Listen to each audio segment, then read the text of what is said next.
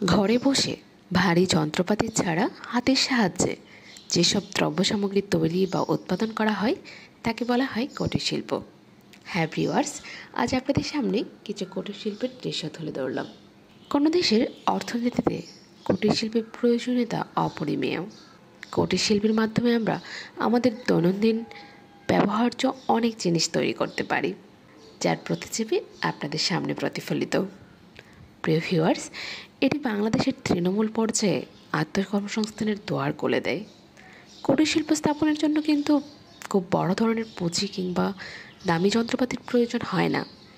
তা সত্ত্বেও আমাদের কারোরই কুটির শিল্পের প্রতি কোনো দৃষ্টি নেই। কুটির শিল্পের প্রতি কেন জানি সবার এখন এত অনীহা, অথচ কুটির শিল্পকে গ্রামীণ অর্থনীতির প্রাণ বলা হয়।